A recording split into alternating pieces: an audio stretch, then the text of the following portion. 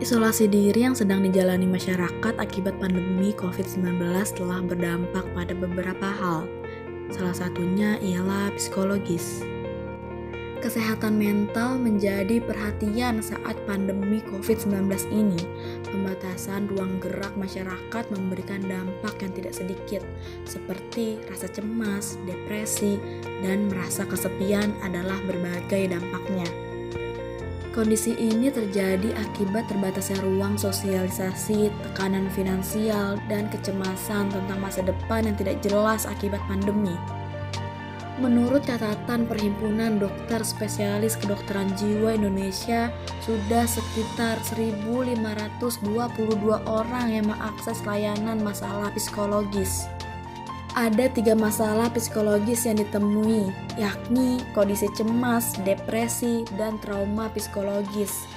Dari jumlah pengakses layanan menunjukkan 63% dari mereka mengalami kecemasan dan 66% mengalami depresi.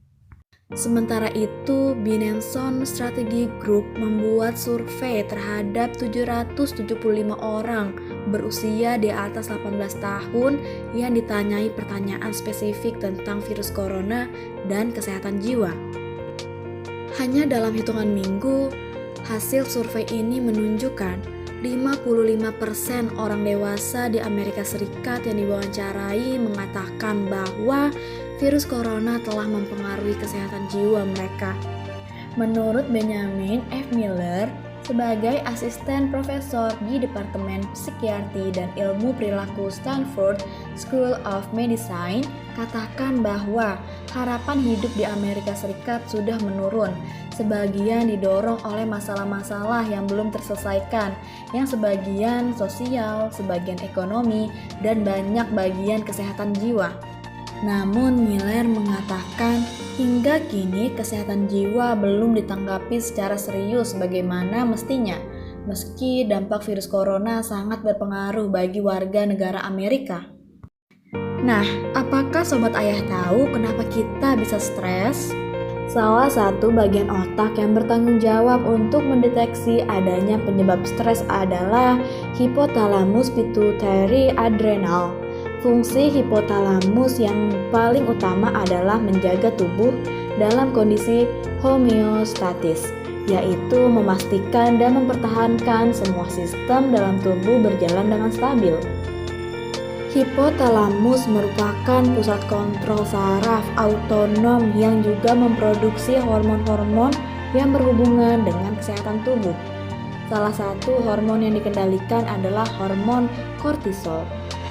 Tubuh terlalu banyak atau terlalu sedikit hormon kortisol dapat mempengaruhi kesehatan tubuh kita. Saat stres, hormon kortisol meningkat dan akan memberikan efek seperti mudah pusing, rasa lelah yang berlebih, tekanan darah meningkat, gula darah tidak stabil, serta sulit berkonsentrasi. Ketika stres, amigdala sebagai pusat emosi juga memberikan respon dengan mengaktifkan sistem saraf otonom secara berlebih. Tubuh kita seolah menghadapi ketakutan atau ancaman terus-menerus hingga selalu siaga. Akibatnya, muncullah gejala psikosomatik seperti rasa mual atau ingin muntah karena asam lambung yang meningkat, denyut jantung semakin cepat, tekanan darah meningkat, terasa sesak napas dan tidak jarang ada yang merasakan nyeri di dada.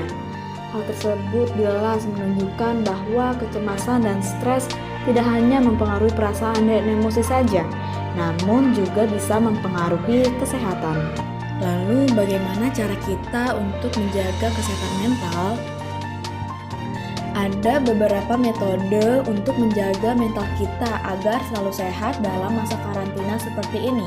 Pertama yang dilakukan adalah batasi informasi. Prioritaskan untuk mencari sumber berita yang terpercaya sehingga tidak termakan hoaks dan menambah rasa khawatir.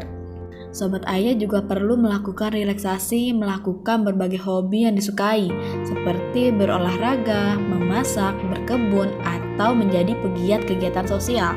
Selanjutnya, tetaplah terhubung dengan teman dan saudara. Meskipun interaksi fisik dibatasi, tetapi kita masih bisa melakukan sosialisasi dengan berbagai media. Setidaknya kita tidak merasa sendiri dan bisa saling memberikan dukungan sosial.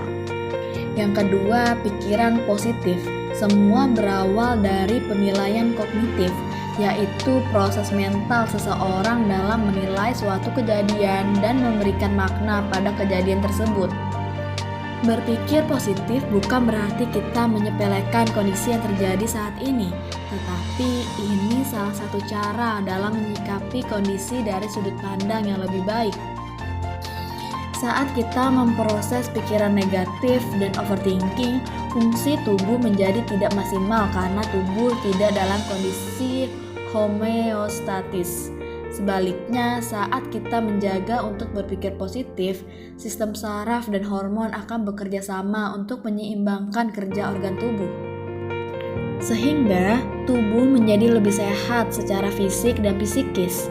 Berpikir positif juga termasuk sikap untuk selalu bersyukur kepada Allah Subhanahu wa Ta'ala atas apapun yang sedang kita alami saat ini. Beberapa penelitian menunjukkan bahwa kebersyukuran dapat menurunkan stres, depresi, dan kecemasan. Hal lain yang perlu diperhatikan adalah saat kondisi cemas atau stres yang dirasakan sudah cukup mengganggu, sulit ditangani, mempengaruhi produktivitas, dan mempengaruhi kehidupan sehari-hari. Maka, sudah saatnya kita membutuhkan bantuan profesional. Jangan remehkan kesehatan mental dan tidak perlu ragu untuk berkonsultasi dengan psikolog. Keep positive thinking, keep positive feeling. Salam sehat jiwa Sobat Ayah.